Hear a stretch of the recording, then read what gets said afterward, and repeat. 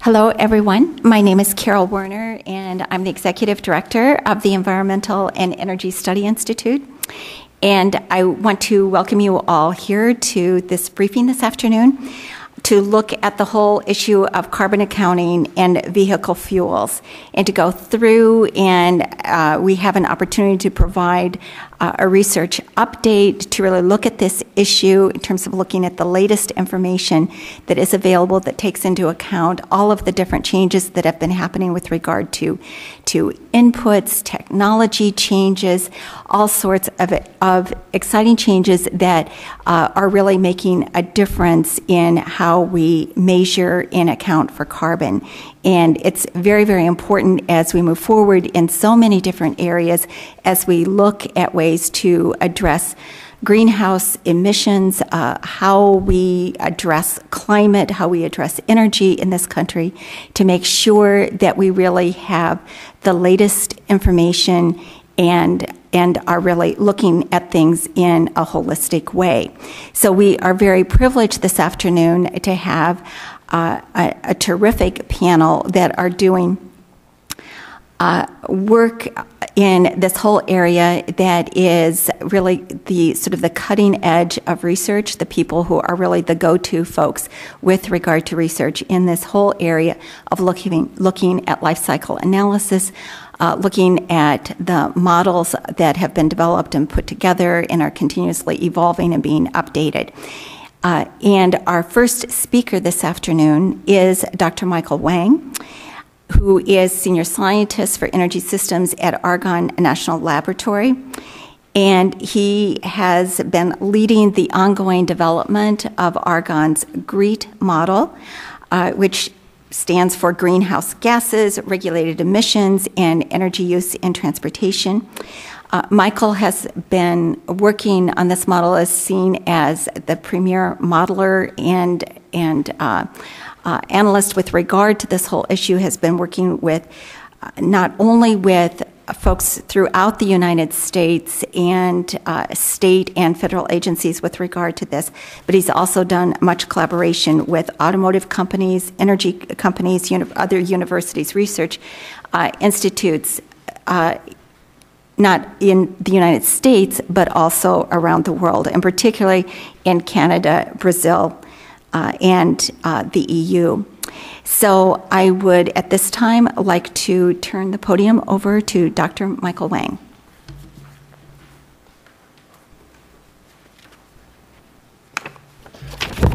Carol, thank you very much, and thank you EESI to organize this briefing.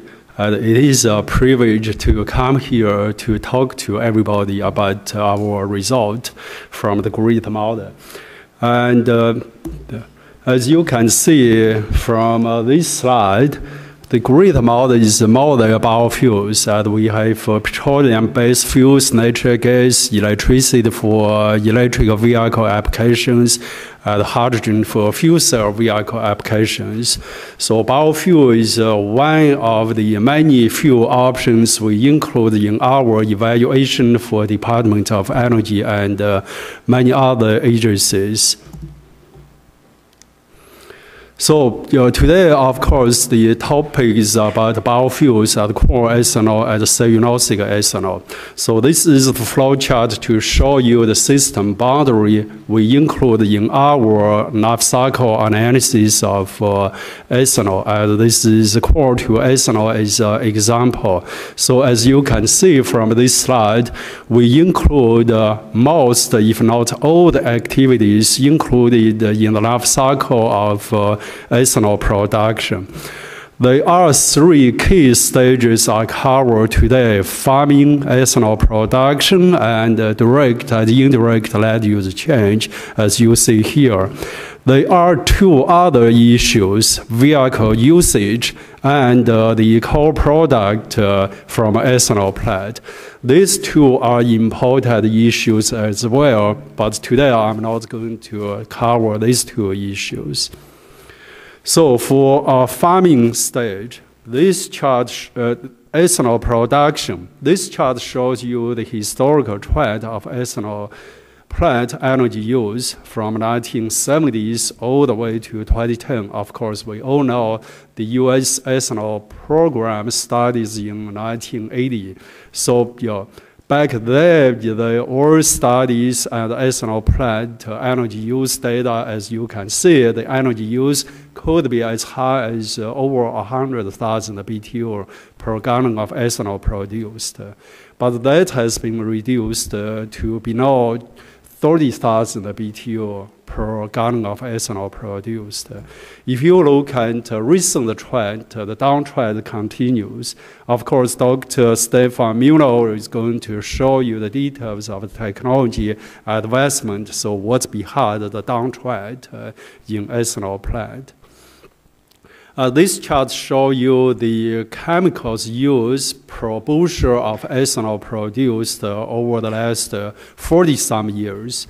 So again, we see a downtrend for fertilizer use per bushel of corn harvested. And of course, for people,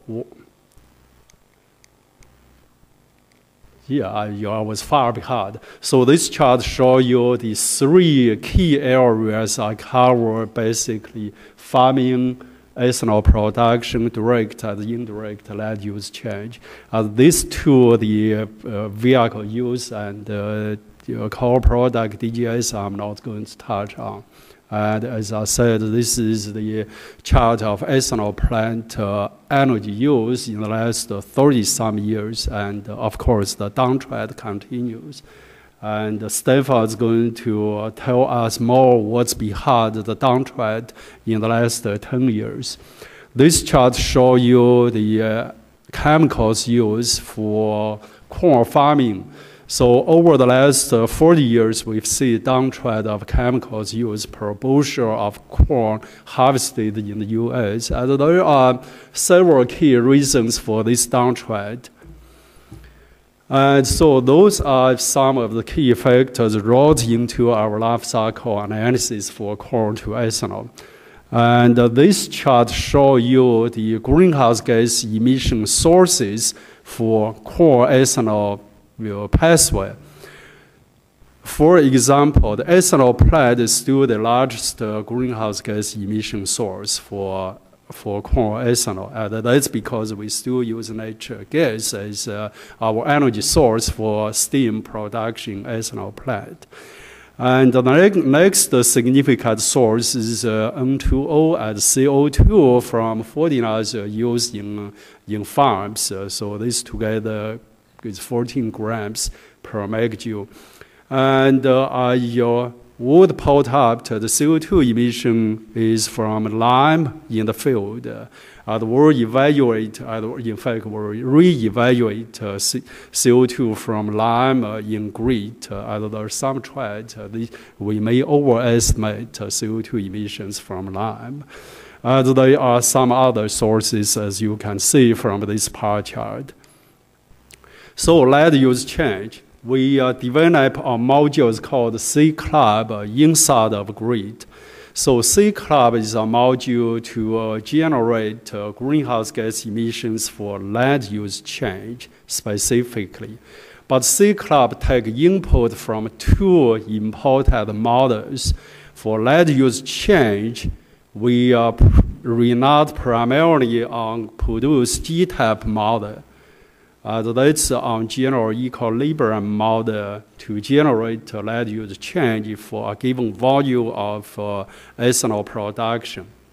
On the other hand, for soil carbon changes, we rely on the Satchery model developed in Colorado State University with support from USDA and EPA in Colorado State. So these are the two important models we rely on to simulate land use change for biofuel productions. The C-Club, of course, take into account different teenage practices and different land conversions to generate land use change result. This is a summary of the land use change GHG result for corn ethanol from 2008 up to 2014. So as you can see, over time, there are many organizations put tremendous amount of effort to address land use change. And you see the downtrend from the first study all the way to 2014. But variations still exist.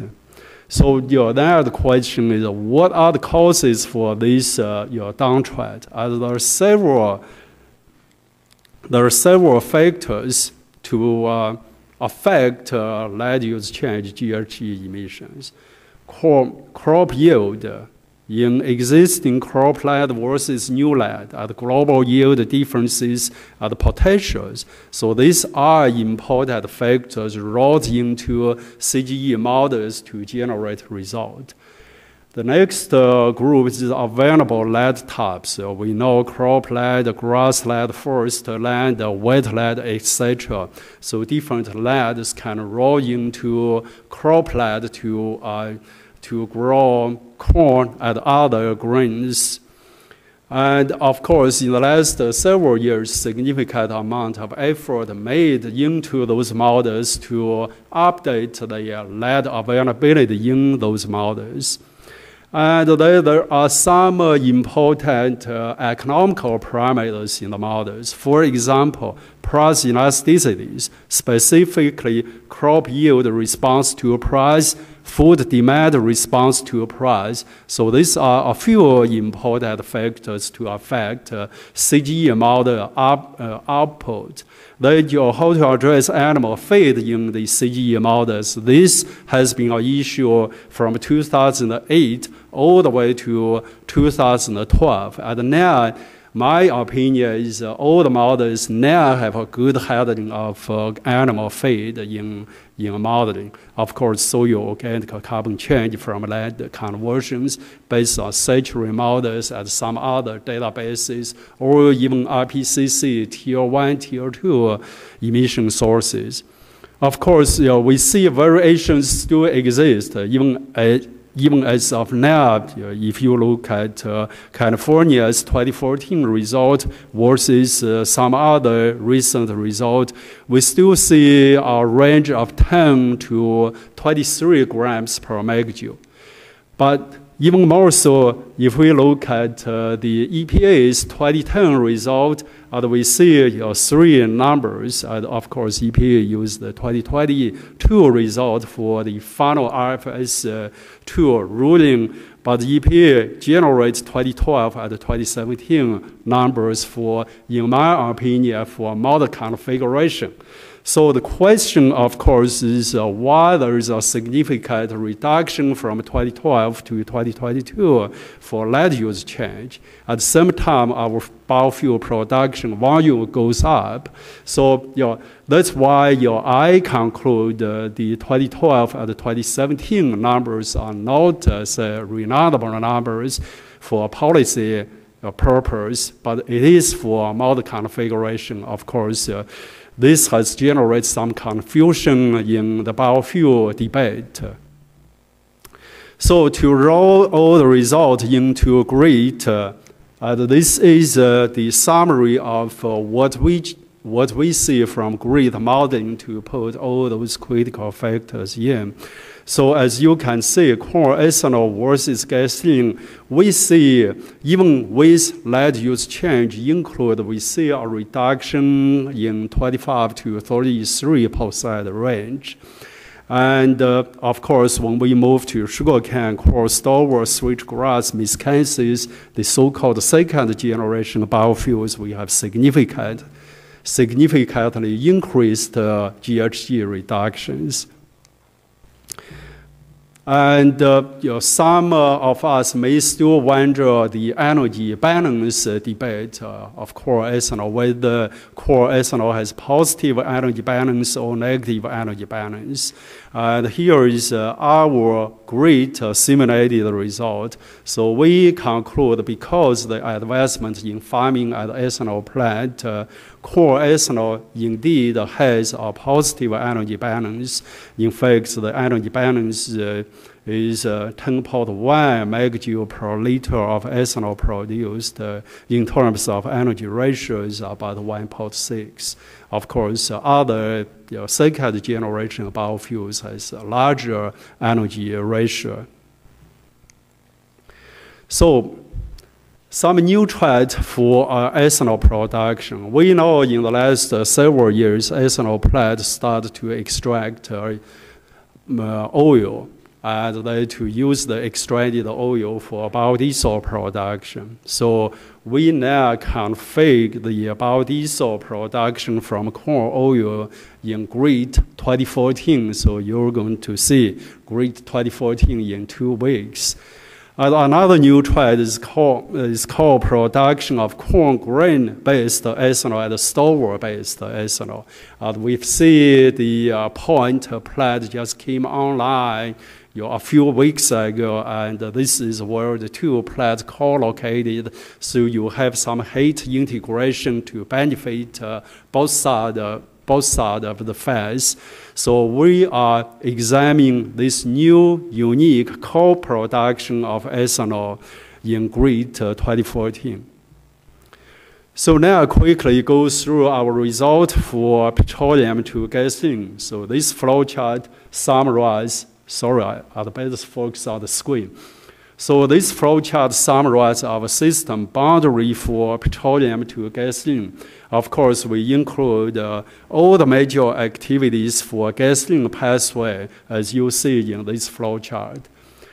And in the last year also, we start to address a few critical issues for petroleum fuel pathways. For example, we spent considerable amount of effort to address petroleum refining to gasoline, diesel, jet fuel, and others, with LP modeling effort to address refinery efficiency and emissions. And we have 2 journal articles published to document our findings. And for oil sand, we update energy use and GHG emissions of recovery activities with Stanford University. And we address the lead disturbance-related GHG emissions with UC Davis. So the results are rolled into GREET 2014. At this point, we are analyze some other crude types. For example, the not crude production in Balkan play and the not crude production in Eagle Ford play, especially the natural gas flare in Balkan play. So we anticipate to have results in a few months to roll into GREET. So this is a summary of our petroleum refining modeling results. So this is a product-specific efficiency. So here you see the gasoline efficiency, diesel efficiency, jet fuel efficiency, residual oil, LPG, and coke. And the variation represent the variation of the 43 U.S. refineries we simulated in this effort. So you put this into GREET. Here is the result for gasoline. So with the update, we see the gasoline carbon footprint is about 95 grams per megajoule. And on the other hand, if we look at closely the oil sand result, so with our collaboration with Stanford University and UC Davis, we addressed 25 oil sand projects in Alberta. So here are the project distribution in northern Alberta. So we have both mining operations and in situ operations. And here are the results from this effort. So the table above, GREET 2013, is what we have now. The new result is GREET 2014 update, as you see.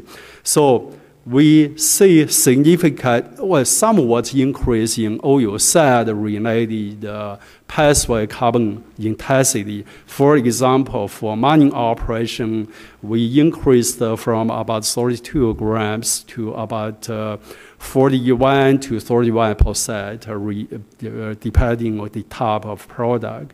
For in situ, we increased from 35 grams to about 43 to 51 grams.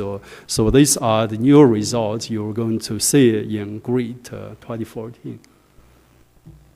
So just quickly in conclusion, technology improvements in ethanol plant and corn farming have helped reduce corn ethanol GHG emissions.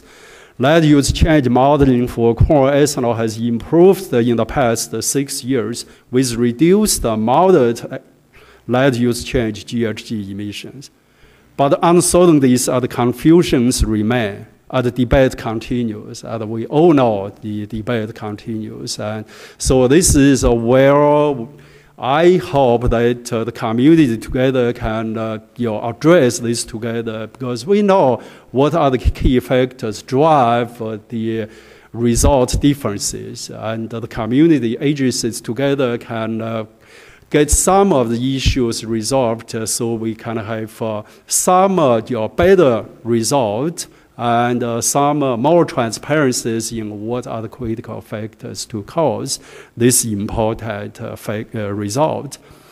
And on the other hand, the transition to cellulosic biofuels will result in greater GHG reductions. Thank you for your time.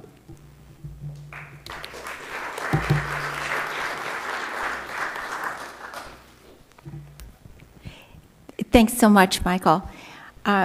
And I think, as you said, there have been a lot of changes. There has been a lot of uncertainty, a lot of confusion, and much discussion. And it is really important to see how we can move forward for a common good, and to really make sure that we're also putting things in their appropriate context. Our next speaker is Dr. Steffen Mueller, who is a principal economist with the Energy Resources Center, University of Illinois at Chicago, where he is directing research in the areas of biofuel and bioenergy at the Energy Resources Center. This work really focuses on resource assessments for biofuel and bioenergy production processes and their life cycle analyses. He's also working on a geospatial platform to help assess land use changes at a field level scale that can be very useful then in terms of this tool being used by all sorts of users. As they also seek to manage risk. Dr. Mueller?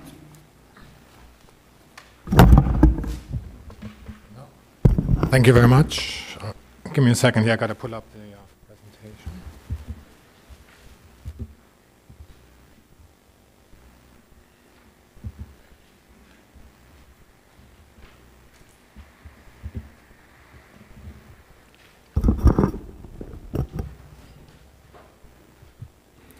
Okay, well, thanks for having me.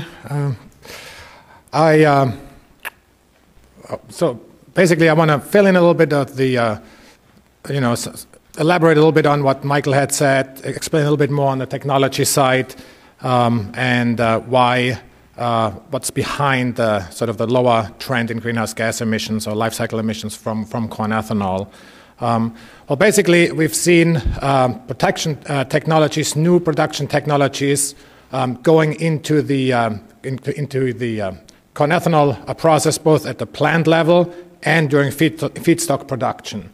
The main drivers for that were the RFS2, right, which clearly for renewable fuels mandated certain energy efficient technologies like combined heat and power technologies.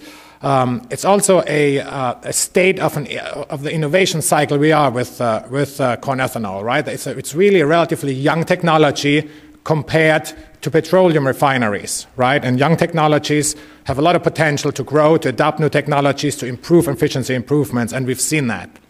And thirdly, lately, ethanol plants have been productive, have been profitable, and they have invested that capital into energy efficient technologies and new processing technologies. And lastly, I want to mention that there are technologies out there that can prove and ensure long-term the sustainability of corn ethanol production, and we need to look into those as well. This is a list that's hard to read, and it's hard to read because there are a lot of new technologies going into ethanol plants, right? I mentioned combined heat and power technologies, which are more really traditional industrial energy technologies, energy efficiency technologies. But there's also new processing technologies like selective grinding technology, protein recovery, more sophisticated animal feed production at the back end, which is a very important point for corn ethanol plant, is the animal feed production. It's a big component, and I'll come back to that later. And then that's on the plant side, just on the ethanol plant side. Then on the feedstock production side and the corn production side, we've also seen large pushes in technologies, new hybrids, GPS technologies, auto steer on tractors, variable rate nutrient applicators, nitrification inhibitors that prevent runoff of fertilizer. So it's been a very vibrant and active field in that space. And what have all these technologies brought? Well, on the plant side, we've seen a significant reduction in thermal energy use, meaning natural gas use. Going back from just in 2001, we used 36,000 BTUs to produce a gallon of corn ethanol. In 2012, we used roughly 24,000 BTUs per gallon. During the same time, we've seen a 7% yield increase at the plants. Electricity use has also gone down during the same time frame. And one of the technologies that Michael mentioned that we've seen rapid adoption in is corn oil separation, right? The production of a separate fuel product, because most of the corn oil goes into the biodiesel market or the animal feed market from that same feedstock. We've also seen a reduction in water use from about 5 gallons, only a couple of years ago, to now about 2.5 gallons per gallon of ethanol produced, 2.7 gallons per gallon of ethanol produced. One point I want to make is we're obviously a huge supporter of the RFS2 and have provided off and on data and review. The new modeling, in my opinion, is needed, or an updated modeling is needed at EPA to reflect these new numbers. Back when RFS2 was modeled, they used the latest numbers, they used good numbers, but it's a very rapidly advancing industry and technology, and we need to update the numbers there. I've just shown you what happened on the plant level. Well, on the corn feedstock level, right, we have seen, no surprise, record yields this year. We're going to be expecting 170 bushels per acre on average across the U.S., across the 2,500 counties that grow corn. And that is significantly up from the 5-year trend. But even last year were actually very high yields. We had very high yields. And even during the drought year, I want to mention in 2012, we did not have a crop failure as would have been expected from the prevailing weather pattern. We still grew a very sizable and robust crop back then. And that is true due to the new technologies, right? The new seed technologies, the new seeds, and the new economic practices. A couple of technologies worth mentioning here, especially corn kernel fiber to ethanol.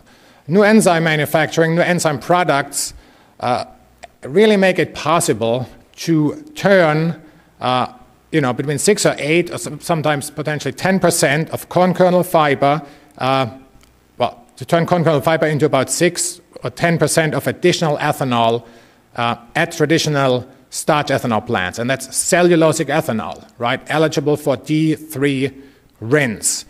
We've seen Quad County processors adopting that technology, just started up in July very successfully. Remember when I told you that corn oil separation was very rapidly adopted within 5 years by almost all plants? There is a potential for that technology to be rapidly adopted as well, because it's ready And the potential with that is 1 billion gallons of cellulosic ethanol just out of the existing fleet of current starch ethanol plants.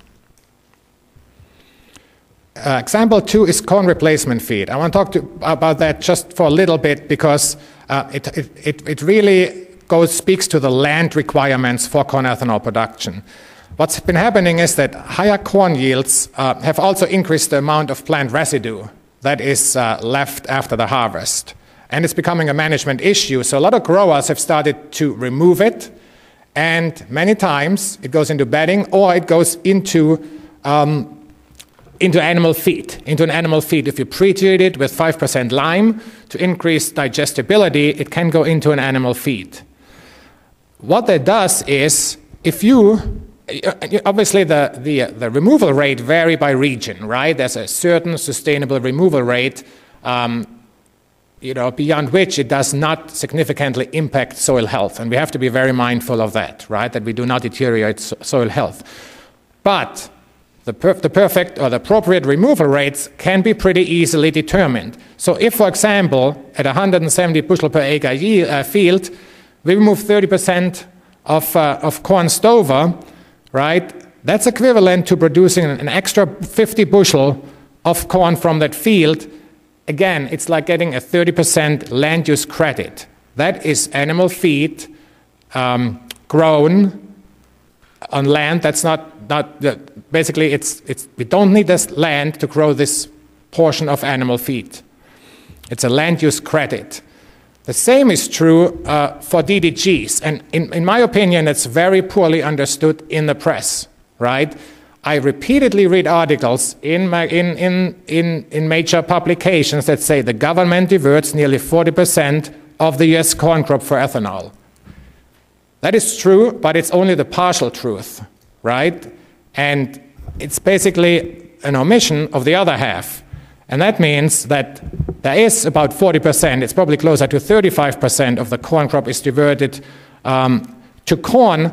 But if we account properly for the land saved from animal feed production, right, the net acreage is much closer to 25%, and that's under conservative yield assumption, and not under the high yields we've seen this year and last year.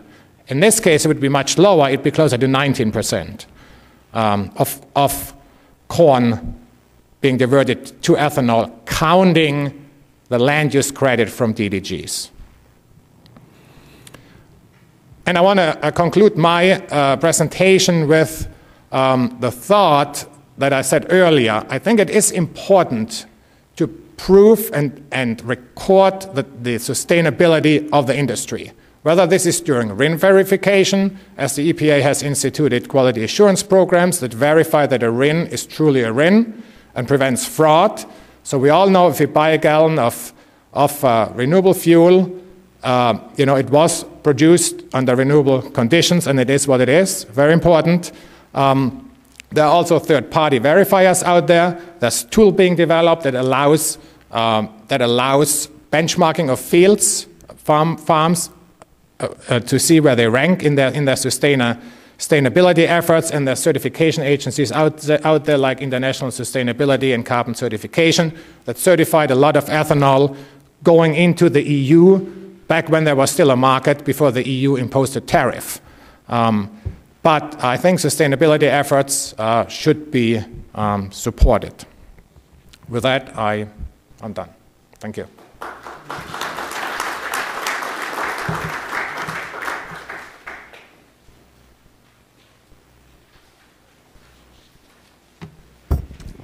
Thanks very much, Steffen.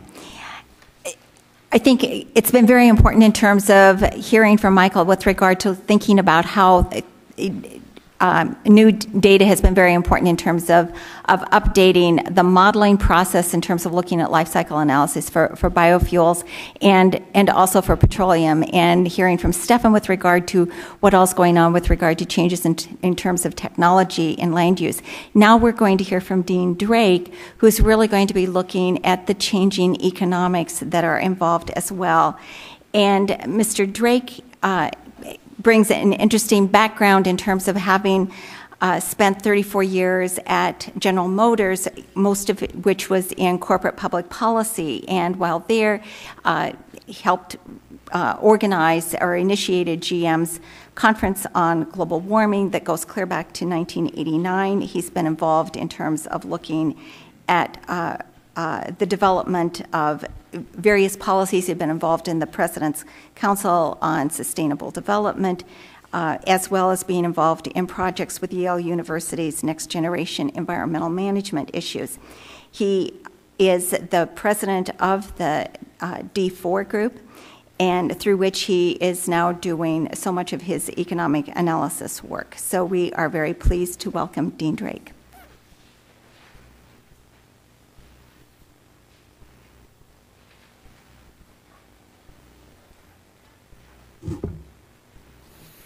Well, thank you for having me, and as by far the oldest of the presenters, I hope I can get along with this new technology. As was said, I have been around for a while, worked for General Motors for 34 years, retired in 1999, which is far enough back that I've been away from General Motors longer than a statute of limitations on most crimes. In 2007, I organized a consulting company where I incorporated or brought in a lot of my fellow retired people from General Motors that I worked with, and I won't go through their qualifications because I have to get through a lot of slides in 15 minutes. So I'm trusting you can read faster than I can talk. But basically, together, the people in the Defour group plus Tom Darlington of AIR and Gary Herwick, together we have about a century worth or more of experience in the automotive industry. And some of our people have experience in government and academia as well. And what started this whole thing is that we were talking several years ago about what the fuel of the future might be. And that led us to apply for a grant to the state of Minnesota, which graciously granted us some grant money, and we started looking at this issue. And a lot of strange things happened along the way as we were looking at this issue. One of the things, if you're one of these geriatric ninjas like myself, you realize the biggest danger are things that you absolutely know to be true that have changed. And what we found coming at it from kind of an independent perspective and starting to look at this whole issue of ethanol and corn ethanol in particular, what we found was nothing but assumptions that we had to go back to the drawing board and change. I'd like to start out, first of all, by talking a little bit of the fundamentals if you're going to look at the economic benefits of ethanol. Now, there are several components. The first one, obviously, is how much does ethanol cost per gallon compared to gasoline. If gasoline and ethanol cost the same, we refer to that as volumetric price parity, or VPP. However, since 2011, ethanol has sold for less than gasoline by a substantial amount. So that results in a net benefit for ethanol. The second thing is its octane boosting potential. Octane, for those of you that aren't familiar with it, is basically a fuel's ability to resist pre-ignition. The whole idea of a spark ignition engine is you want the gasoline air mixture to fire when the spark plug tells it to. If the fuel explodes before that, you have a problem. So the measure of how well a fuel resists pre-ignition is called its octane rating. And no fuel is perfect. In the case of gasoline, it inherently has a low octane rating, so it has to be boosted somehow. They used to do that with lead, but found out that was not such a good idea. Ethanol inherently has a very high octane rating, well over 110. And the idea of octane is important because when they took the lead out, they had to reduce the octane rating of gasoline, which meant if you're an old guy like me, you remember when all the engines had to be detuned to run on new unleaded gasoline. And so there's a potential efficiency loss that was incurred there that now that we're interested in greenhouse gases and mile per gallon, we need to get back. And then finally, there's the energy penalty with ethanol. As you all know, ethanol sells for, or has about 32% less energy than regular gasoline, but only sells for 19% less. So it's important, and I'll be discussing a lot, energy price parity, where a dollar's worth of ethanol contains the same amount of energy as a dollar's worth of gasoline. That's kind of the holy grail in ethanol economics, and surprisingly, we're getting there. So, first of all, why does ethanol now cost less than gasoline? And this is kind of an interesting story, and this is kind of where our group started. If you take a look at how ethanol and gasoline prices tracked between the beginning of the RFS2 and the end of 2011, they pretty much tracked the same. There are some places where there are gaps, but if you average it out over that period, they're like within a couple cents of each other. However, beginning in January 2012, ethanol became cheaper than gasoline on a volume basis. And averaged about 52 cents a gallon, and they continue to be different.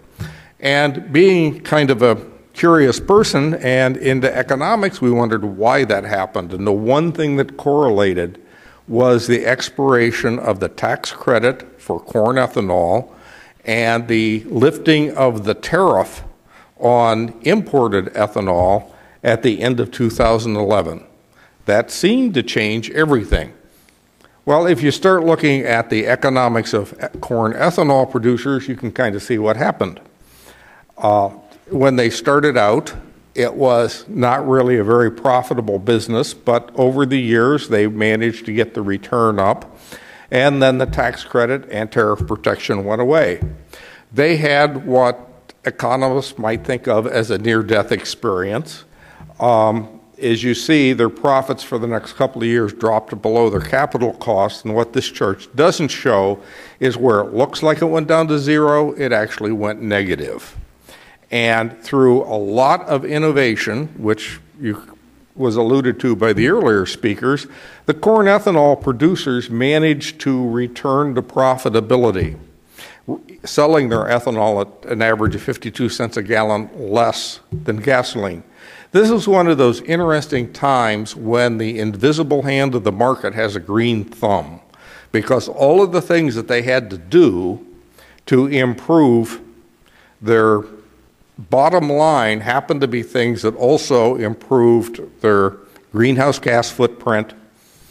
So and I won't go into this because I think the other speakers were far more knowledgeable in this than I am, but it's interesting to note that the Institute for Transportation Studies at the University of California, Davis, never known to be a real friend of corn ethanol, even notices the same trends, that new processes have been adopted in 80% of the plants.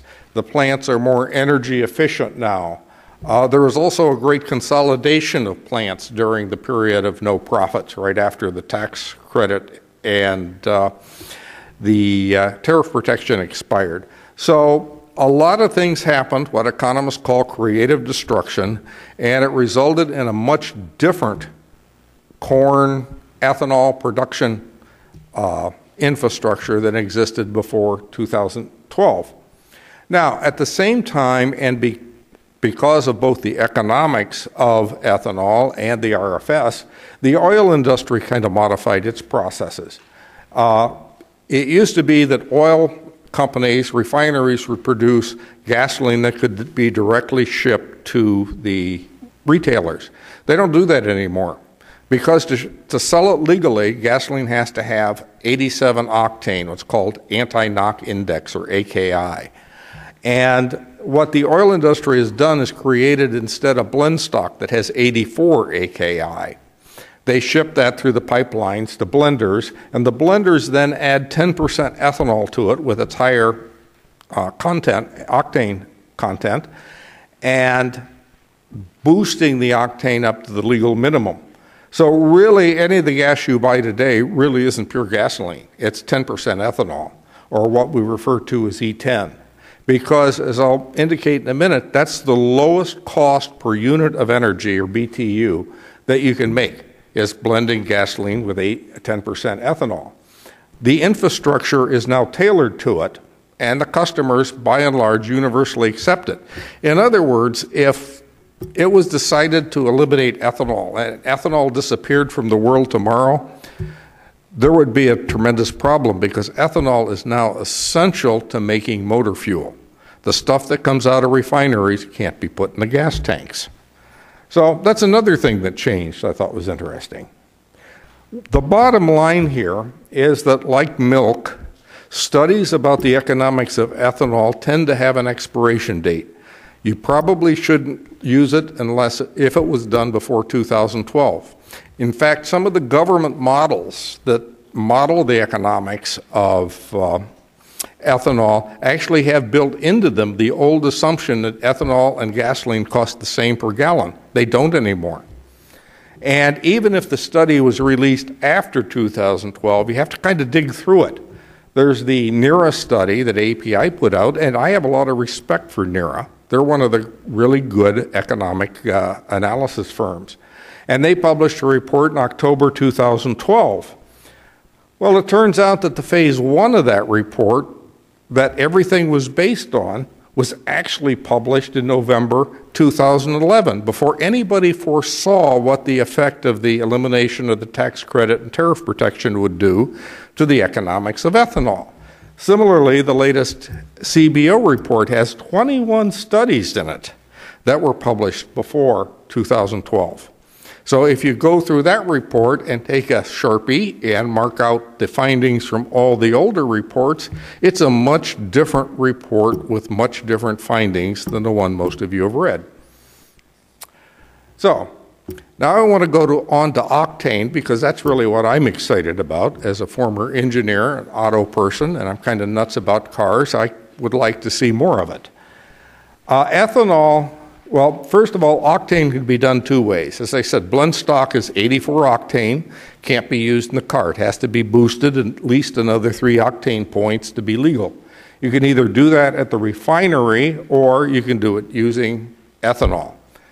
If you do it at the refinery, it's going to cost money to take that lower octane blend stock and boost it. Now, there's a number of different studies. How you calculate what that cost is kind of a controversial subject, and the oil companies aren't exactly forthcoming on those sorts of things. So there are 3 studies that I looked at. The one that we did, which came up with 11 cents a gallon to get that additional 3 octane.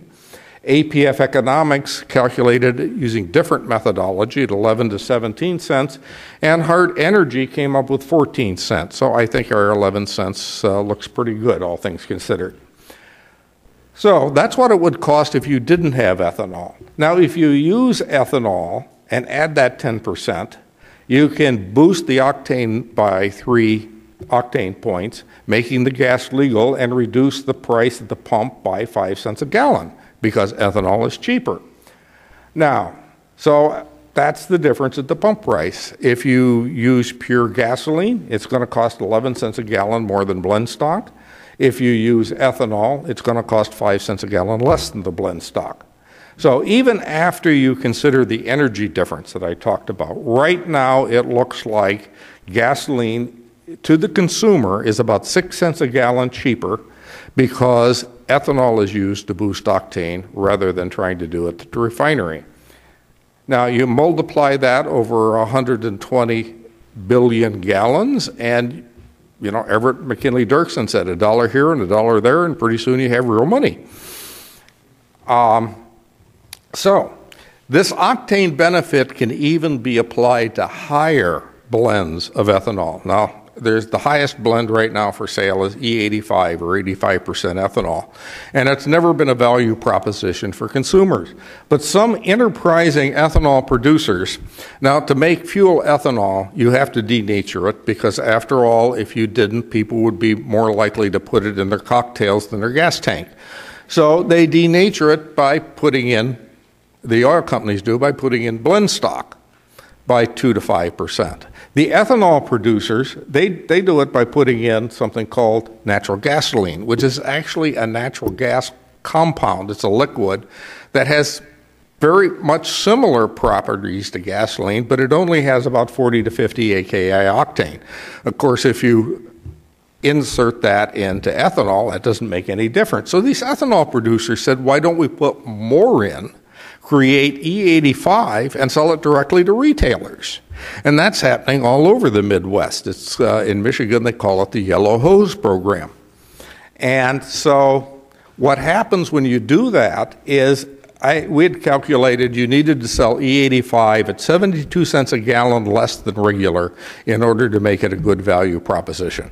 In the Yellow Hose program, it sells for $1 a gallon less than regular. And this is not hypothetical. That picture I have happens to be the ethanol or the E85 pump nearest me. And they've been running ethanol, E85, at about $1 a gallon less for months and months. That's where I fill up my FFV because I'm basically very cheap. Now, it turns out that this is largely the octane effect, plus the advantage of selling directly to retailers. But if the oil companies were to use a very low octane gasoline instead of blend stock to make their E85, they could be selling it for $1 a gallon less than regular too. And the stations that are doing that, by the way, are finding improved profits as a result of switching to the stuff that's produced with the natural gasoline. So that octane boosting effect, the economic benefits of boosting octane with ethanol go all the way up to E85. But the real question we ask is, what's the sweet spot? What's the best blend?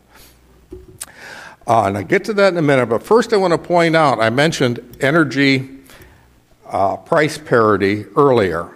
Now, it turns out that depending on who you look at, or what studies you look at, that may happen soon or may happen later. But this is a chart that shows ethanol, price of ethanol as a fraction of the price of gasoline. Now, if you get down there, you see my energy price parity line. The University of Missouri estimates that the price of ethanol versus gasoline will fall and actually be below energy price parity this year. The CBO, in their report, and you have to go to a footnote to find this because they don't really trumpet it, but they looked at futures prices and decided that by 2017, the price of ethanol would be about the same of that as gasoline on an energy basis. So here's two different groups coming up with basically the same idea. Sooner or later, ethanol is going to be selling cheaper on an energy basis than gasoline. And that, of course, changes everything. Almost anything you put ethanol in will be cost effective. But then we ask ourselves, what's the most cost effective way to use ethanol? And the most cost effective way is to maximize its octane boosting potential. And now there's various names for what you might call this concoction. We like to call it eco-performance fuel, or EPF. I hope to get royalties on the name tag, maybe, augment my pension. But the industry, auto industry, says that what they want is 98, what's called research octane number, which roughly corresponds to the 93 octane that in premium gasoline today.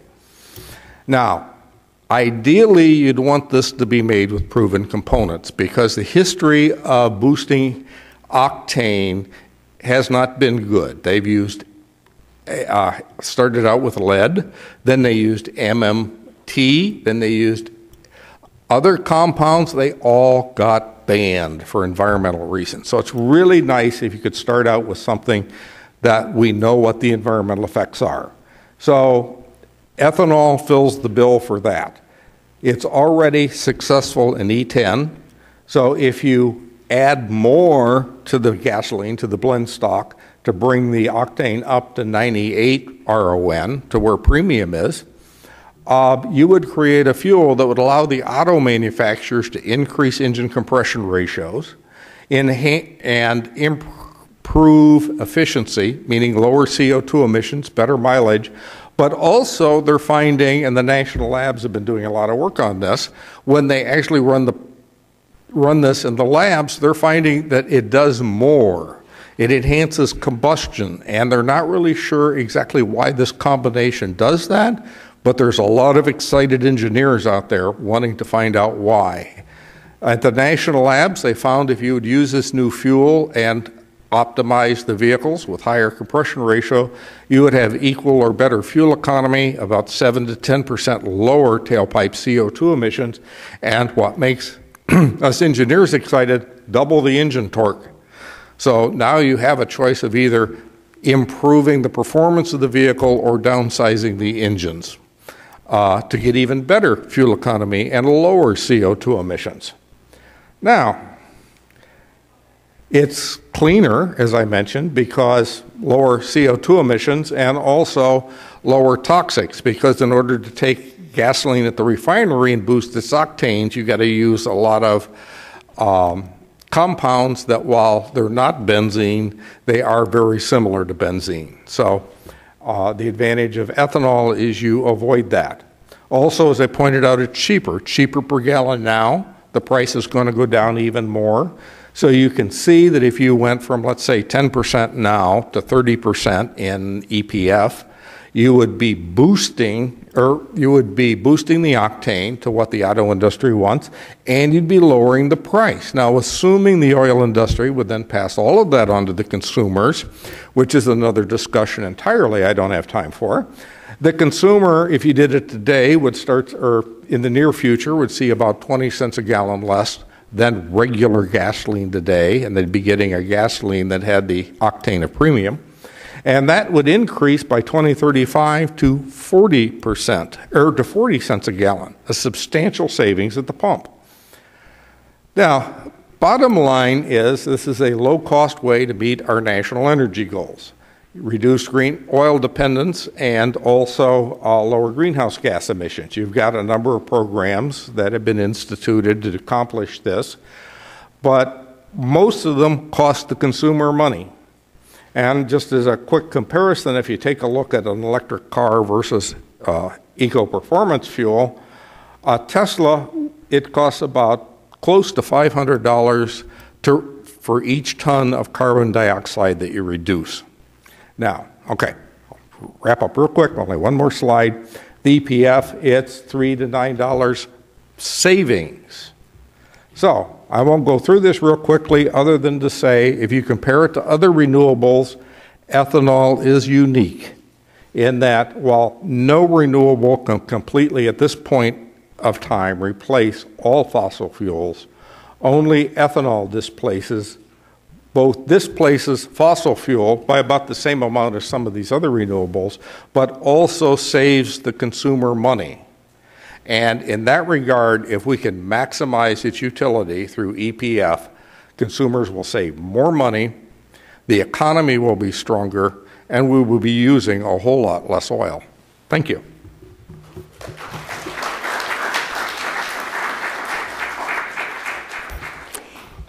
Thanks so much, Dean. Well, that was a really good sort of trip through a whole lot of questions, I think, that have been.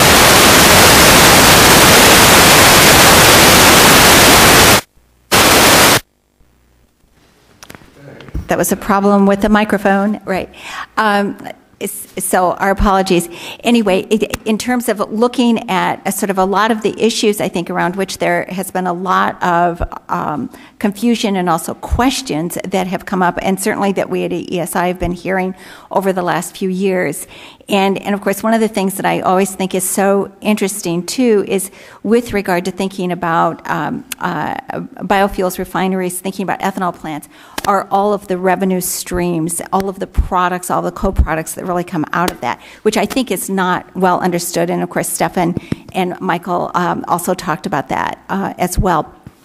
So at this time, let's open it up for your questions. And of course, I know while some of the slides were difficult to see, they will all be posted on EESI's website and of course, the video made available to you. Any questions? And if you could identify yourself, please. Doug, go ahead. Hi, Doug Durant, I'm in business with I get that the natural gasoline, low octane, because you're at 100 or so at the 85 anyway, is the energy content the same, number one? And the other question related to your presentation, 32% hit on energy seems to be, I'm not sure I've ever seen a number that high. that the energy debit's that high. We've always used 23, 25, something like that. So that seems a little aggressive. But tying into the natural gasoline, would you still have to debit it that much, depending on the energy content of the natural gasoline? So I understand the octanes give away, but how does that affect the energy? And then related, now that E85 is legally described by ASTM as having as low as 51% ethanol, how does that affect all of that? So I just think, I think we're discounting too much, as biofuel advocates, where, we acknowledge that the BTU is lower, but I think we're giving away too much because of those factors. So that's what I was wondering about. Thank you. Good question. Right. There, is it on? It's on. Wonderful. To your first question about natural gasoline, it was very difficult to find information on the energy content of natural gasoline, but what I did find tended to indicate it had about 90% the energy of oil. So when we did our calculations, we factored that number in on the costs because we always adjusted for energy. As far as our energy content numbers, I'd be interested to see yours. Those were the numbers we came up with using the standard 74%, E85 actually being 74% ethanol, and tried to factor in the denaturing. Now, in our case, we used the lowest amount of denaturing, 2%. It can go up to 5%, and that impacts the amount of energy in the final product. So basically, that's what we did there, and like I said, I'd hope to see your calculations and see how they differ from ours. Maybe it's just a matter of using the lower denaturing number of 2%. And I'm old, so I forget the third part of your question. Ah. Yep. Okay, well, that's an interesting thing I didn't have time to put in my presentation. When I did the calculations, what the ethanol producers are selling in the yellow hose program is not really E85 or even E74, it's E70, because that right now in Michigan is the lowest you can go and legally sell it as E85. Obviously, if you could turn E85 into an even lower percentage, like as you say, E51, and the oil industry could start using a low octane, low cost blend stock that would be similar to natural gasoline, because not a lot of that natural gasoline around, and you don't want to drive up the price. But there's no reason you couldn't use a much lower octane gasoline that would be a lot cheaper. You could start marketing all E85 or now E51 much, much less. Because already with this E70, you can do it at $1 a gallon less than regular. So you could go lower than that with E51. Okay. Steffen or Michael, did you want to comment? Or? I think 32% is reasonable. I think what you mean is pure ethanol versus pure gasoline, and we all know the BTU content in ethanol versus gasoline. Of course, now we can use E10 as the benchmark. That's a little bit lower heating contact versus E-ethanol versus E100. And, I have not seen any efficiency gain in E10 or E85. So as long as you do not have efficiency gain on the vehicle side, your BTU contact difference is the main driver. Okay. Any other? Okay, right here. Okay, here comes the microphone. My question is on the price of ethanol, and is that driven through, you said the tariffs have expired, is that driven for what's coming in through Brazil? And if we actually do higher contents of ethanol in our vehicles outside of the fuel compatibility and the fuel systems, I'll leave that for another discussion, where do you see the price of ethanol going? Because I'm assuming that arbitrage would close. Well, very interesting you ask that, because that's one of the things that Dr. Walton is currently working on in a follow-up study for Minnesota on this very concept is the issue of volumes. And that's very important because, you know, there's going to be some point at which the use of ethanol will expand to the point it starts driving prices up. But there seems to be a lot more potential for conventional ethanol or corn ethanol in the United States. There's also considerable ability to expand ethanol production, cane ethanol production in Brazil. And one of the things that I found surprising is that also in Brazil, they are beginning to use more corn ethanol because there seems to, and I'm not a farmer, you know, I work for the farmers, but I can't even grow a house plant. But as I understand it, I think it's bean crop and corn crop can be grown in the same field because they harvest the bean crop and then there's time to grow corn. So they're even building corn ethanol plants in Brazil. So our preliminary studies indicate that for the amount of ethanol that would be needed for eco-performance fuel, given the timeline that you would have, the gradual ramp up, it doesn't look like you're going to hit the point at which the price of ethanol is going to start ramping up, because there seems to be sufficient, you know, given enough time to develop it. And that's important because you have to have the time for these things to develop, that you shouldn't run into that problem. You use much more ethanol, though, and you could run into some price spikes. But yeah, I was in Argonne 2 years ago. I remember there's some engines that people were kind of working with, and they were using gasoline, but they were not using a spark ignition engine. Is that what you were using? no. No, my discussion is for spark ignition engines only. There is a whole parallel effort on using gasoline in compression ignition, diesels. And what's interesting about that is that they're talking about a very, very low octane gasoline, almost the kind of thing you'd want to blend into E85, but using it in a diesel. If you're interested in that sort of thing, there's a book, Engine Fuel Interactions, that's available through Society of Automotive Engineers, written by chief researcher at Saudi Aramco, that discusses this issue of future fuels. And he says that, you know, the future fuel for spark ignition engines is a high octane gasoline, and that ethanol would be important in making that. So this isn't a wild and crazy idea, but it ties in with the need then to have diesel engines that run on very low octane. And that way you maximize the amount of energy you can get out of a barrel of oil. Okay, thank you. Bill, go ahead. Do you want to identify yourself? Okay, the sweet spot is, for engineers, is 98 research octane number, which is equivalent to our today's premium that has a 93 anti-knock index. The anti-knock index is an average of research octane number and motor octane number divided by 2. In high technology engines, direct injection into the cylinder, the only one of those two that count is a research octane number.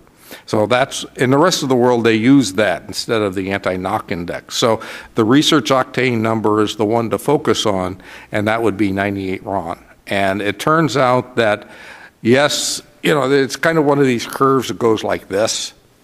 And so at 98 RON, there really isn't a lot more to be gained. You know, that gets you up to around 12.5, 13-to-1 compression ratio, something that hasn't been seen since the days of the '69 Corvette, and creates a very, very efficient engine, and going much more than that, because diesels have come down in compression ratio. They're down around 16-to-1. So what happens is technology is kind of converging into very high compression spark ignition engines and lower compression diesel engines that could be built out of the same engine block, engine transfer line. The old diesel, yes. We tried it, it didn't work, but then again, this is a whole new technology out there. Plus the engine would the gas engine would be reinforced to take the higher compression ratio. The other question is, some of the farmers out there in the Midwest are buying 85, but actually mixing with gasoline, brings it down to about 93 octane. And they come in with a better mileage and it's better performance. Well, this whole issue of octane reading and gasoline mileage is an interesting one because there are some circumstances with certain advanced technologies where a little additional octane might get you better fuel economy. On the other hand, there's also a lot of myth and fables about octane and fuel economy. So you have a placebo effect kind of thing going on at the same time. And there's never been a good test program to separate the two. But one of the things that happens in modern engines is you have something called a NOx sensor. So it actually detunes the engine if it senses it's not getting enough octane. And that can create some problems that maybe a little more octane can fix. But again, there's not been a valid test program to verify it. There's a lot of myths out there. So, but it is possible. And in fact, I did see some research on various FFVs that have been optimized to run on high octane, or have been optimized to run on E85, but still can run on 87 octane. And they show that effect quite prominently, that they get better gas mileage on the higher ethanol blends. An advertisement for my old employer, Buick Regal, is one of them, Buick Regal Turbo. Okay. Any other comments? Because I wanted to ask all of you that since there has been so much discussion on Capitol Hill over the course of the last couple years with regard to the renewable fuel standard, and while you've all sort of talked about it or at least indirectly, given what you know about all of that discussion and the impending EPA decisions with regard to looking at volumes, what would you say are key things that you would really like to make sure that policymakers are really aware of based upon your work, your knowledge, and what you know of the discussion? Who wants to start? Go ahead, Steffen.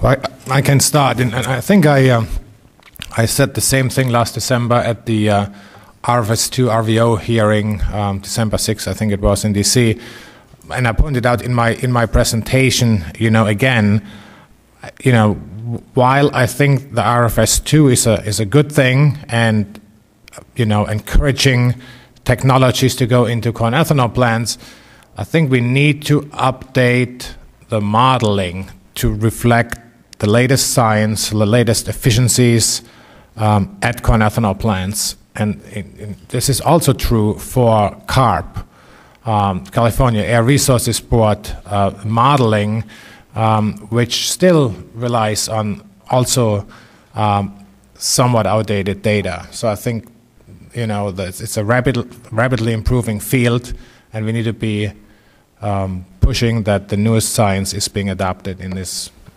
modeling exercises. Okay, Michael? We're not in policy recommendation area, we're in research area from Argonne National Laboratory.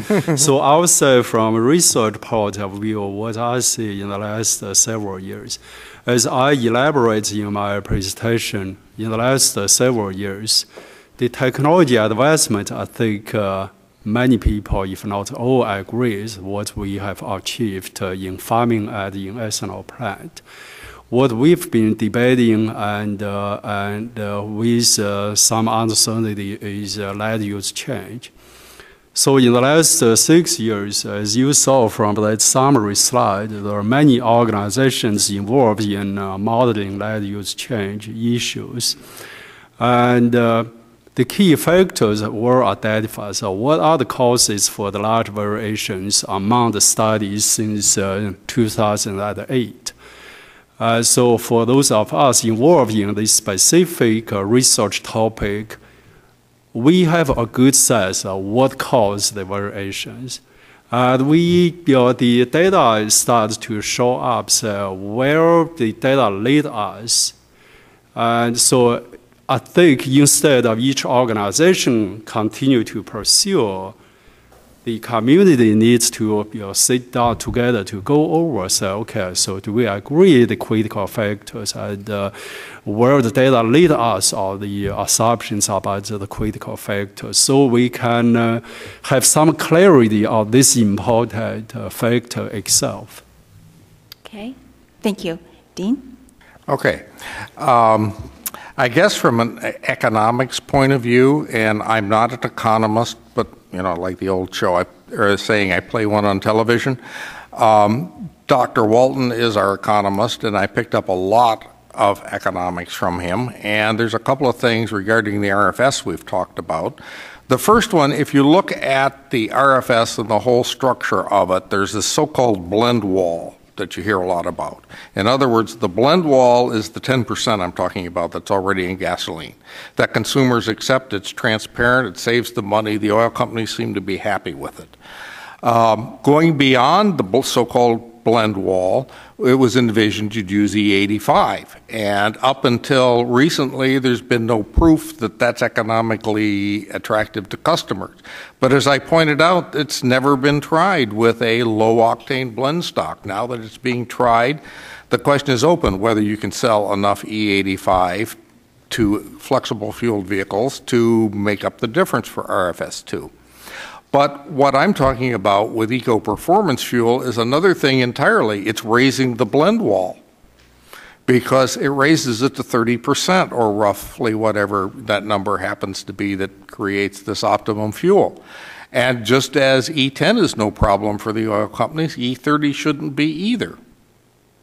And finally, and this may seem like a nitpick, but Dr. Walton and I spent quite a few years working on alternate regulatory systems and cap and trade, and really the RIN program is a cap and trade program.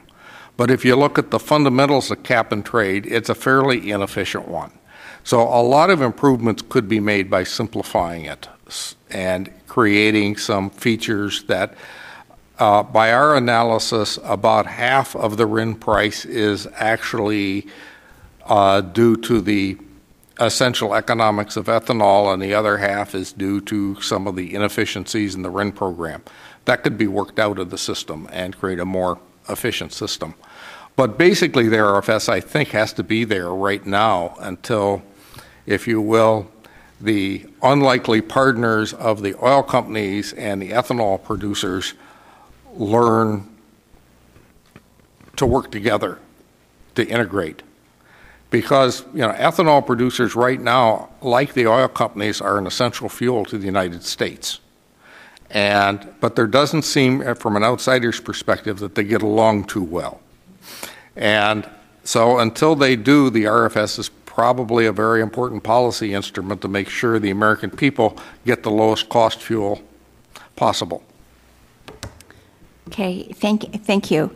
And I also wanted to mention that as far as EESI is concerned, we had thought that it was very important to put together kind of a series of a forum to really look at the whole range of issues around biofuels, and wanted to start off by really looking at what is happening with regard to life cycle analysis, to updates in technologies, as we've heard today.